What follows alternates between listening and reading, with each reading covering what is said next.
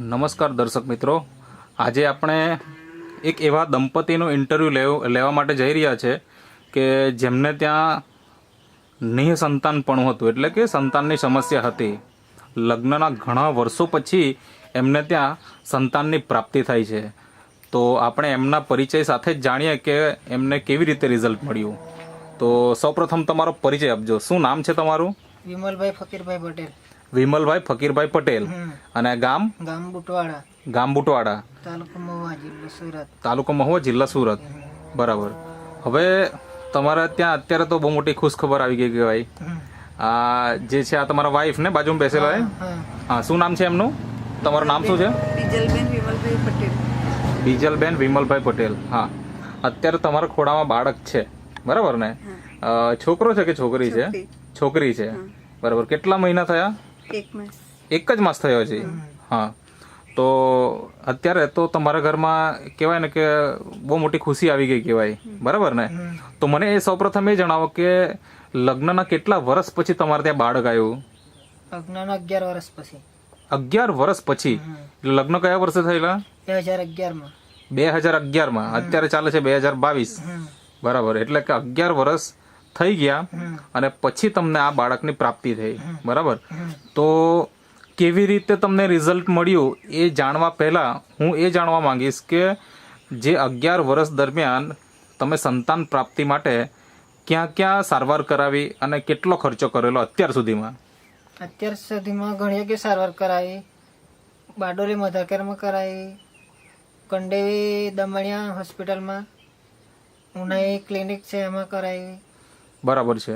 મતલબ કે અલગ અલગ હોસ્પિટલમાં તમે બતાવ્યું, એમણે પણ એ લોકોના હિસાબે સારવાર કરી જશે સારી.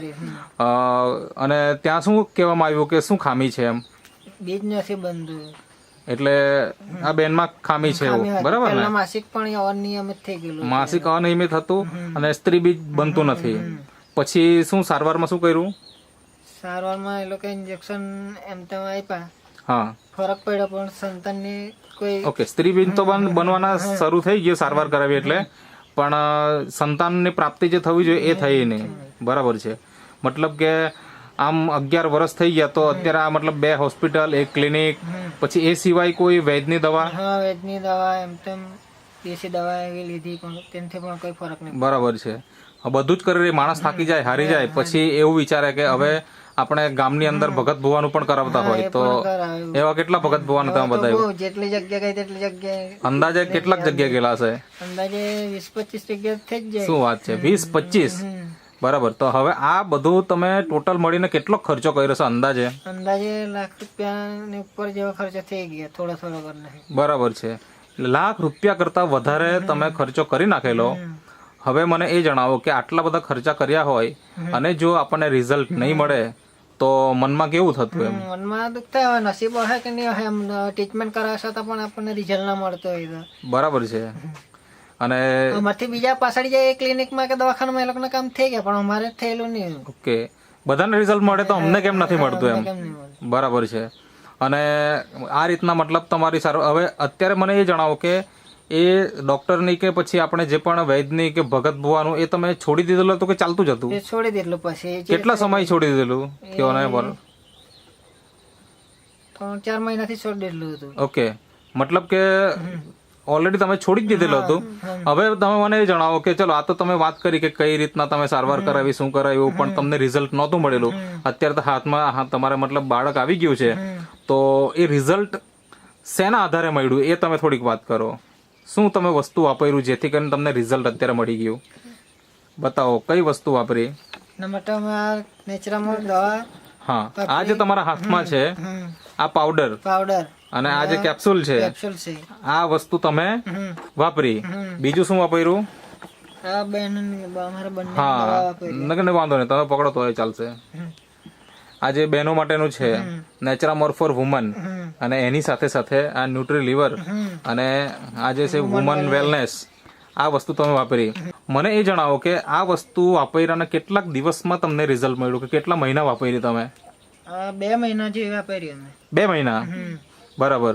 અને રિઝલ્ટ મતલબ પ્રેગ્નન્સીનો આવી ગયું, બરાબર? હવે મને એ જણાવો કે પ્રેગ્નન્સી દરમિયાન આ પ્રોડક્ટ ચાલતી હતી કે બંધ કરી નાખેલી? બંધ કરી દીધી. બંધ કરી નાખેલી. રિઝલ્ટ મળી ગયું એટલે પ્રોડક્ટ બંધ કરી નાખી. તો તમે કેટલા મહિનાની પ્રોડક્ટ લીધેલી શરૂઆતમાં? 3 માસની. 3 માસની.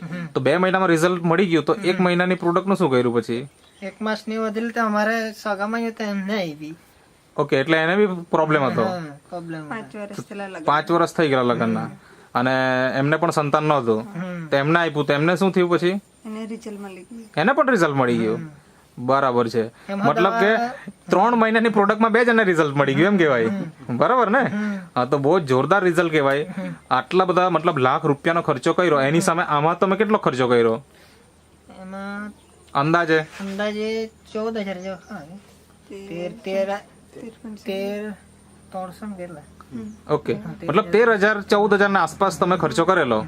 અને એમાં તો 2 જ મહિનાની વસ્તુ વાપરેલી ને પાછી. 1 મહિનાની તો પેલા ભાઈને આપી દીધી. બરાબર ને? એટલે તો 14,000 માં તો 2 જણને ફાયદો થઈ ગયો કહેવાય. બરાબર ને? હા, તો બહુ જોરદાર રિઝલ્ટ મળ્યું છે. હવે મને એ જણાવો કે તમને આની માહિતી કોણ આપેલી? હા, માહિતી આશીષભાઈ અહીંયા જે બાજુમાં બેસેલા છે, હા, એમણે તમને માહિતી આપી. કેવી રીતના તમારી ઓળખાણ એમની જોડે? શું ઓળખાણ? એમની સાસરી પણ તાંબાખડી ને અમારે પણ તાંબાખડી. ઓકે, એટલે ખબર પડે કે હા, એ લોકો જે દવા વાપરી છે તે સારી છે. ઓકે, એટલે એમણે વાપરી, એમને રિઝલ્ટ મળ્યું, એટલે એમની વાત સાંભળીને તમને પણ થયું કે અમે પણ વાપરીએ તો અમને પણ રિઝલ્ટ મળશે એમ.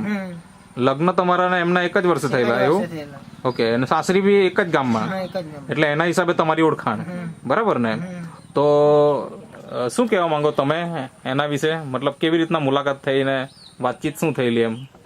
મારે સાસરીમાં એટલે એ લોકોએ મને કીધું કે દવા તમે લીધી તે અમને આપો એમ કે. મેં કીધું સારું ચાલને આપું. તો એ લોકોને રિઝલ્ટ આવી ગયું. બરાબર છે. તો એવી રીતના મતલબ તમારો તો આપણે ઓલરેડી વિડીયો લીધેલો છે. બરાબર ને? હા, અને મતલબ રિઝલ્ટ એ લોકોએ જોયું અને એનાથી મતલબ એ લોકોને પણ થયું કે અમે વાપરીએ અને રિઝલ્ટ મળી. હવે મને એ જણાવો કે માનો કે કોઈ દંપતી એવો તમારો સંપર્ક કરવા માંગતો હોય તો કરી શકે. એના માટે તમારો કોન્ટેક્ટ નંબર આપો. 9099 35 68 57. આ તમારો નંબર છે. તમારું નામ? આશીષભાઈ. ઓકે, તો મતલબ બાળકનું મતલબ આ રિઝલ્ટ આવી ગયું, 1 મહિનો થઈ ગયો, પણ એવું હોય ને પ્રેગ્નન્સી દરમિયાન ઘણા બધા પ્રોબ્લેમ આવતા હોય, તો તેવો કઈ તમને પ્રોબ્લેમ આવ્યો ખરો કે? ચક્કર આવે, કમજોરી આવી જાય, આવો તેવો કોઈ પ્રોબ્લેમ નહીં ને? Normal delivery. અને ડિલિવરી પણ નોર્મલ થઈ? ખબર બી નહીં કેવી રીતે ડિલિવરી થઈ. મતલબ કે આજે તો આ વસ્તુ બહુ ભાગ્ય જ બને કે નોર્મલ ડિલિવરી થાય. અને તમને તો નોર્મલ ડિલિવરી થઈ ગઈ તો ખરેખર બહુ મોટી વાત છે. ના દુખાવો કે કઈ બધી એટલી સરળ રીતે થઈ કે એમ કેવું પડે દવા એટલે. બરાબર છે. તો ખરેખર બહુ જ સારું રિઝલ્ટ મળ્યું છે. તો તમારા જેવા ઘણા બધા દંપતીઓ કે જે લોકો આજે આવા વર્ષોથી સંતાન પ્રાપ્તિ માટે જ્યાં ને ત્યાં એ લોકો આજે જાય છે પણ રિઝલ્ટ મળતું નથી, તો એમને તમે શું કહેવા માંગો છો? શું સંદેશો આપવા માંગો છો? અમે એમને એવો સંદેશ આપવા માંગીએ છીએ કે આ દવા સારી છે અને વાપરવી જોઈએ. હા, સંતાનની પ્રાપ્તિ કરવી હોય તો આ દવા વાપરવી જોઈએ. જે નેટસફ કંપની છે એ તો ક્યારેય એવું નથી ક્લેમ કરતી કે આ કોઈ દવા છે. બરાબર કે ભાઈ આ સંતાન પ્રાપ્તિ માટેની દવા છે, પણ અહીંયા આપણે આ દંપતી દ્વારા જાણી શકીએ. એ લોકો તો દવા જ કહે છે, કંપની તો કહેતી નથી આ દવા. આ એક ખોરાક છે. બરાબર, એક ન્યુટ્રાસ્યુટિકલ છે કે જે આપણા શરીરમાં રહેલી કમીઓને દૂર કરે છે, જેથી કરીને આપણને રિઝલ્ટ મળી જાય છે. બરાબર, તો ખરેખર બહુ જ સારું રિઝલ્ટ છે. હવે આપણે થોડો આ બાળકનો ચહેરો મને બતાવજો. દર્શક મિત્રો તમે જોઈ શકો એકદમ તંદુરસ્ત છે, અત્યારે આરામ કરે છે. તો તમે જે ઇન્ટરવ્યુ આપ્યો તે બદલ તમારો ખૂબ ખૂબ આભાર.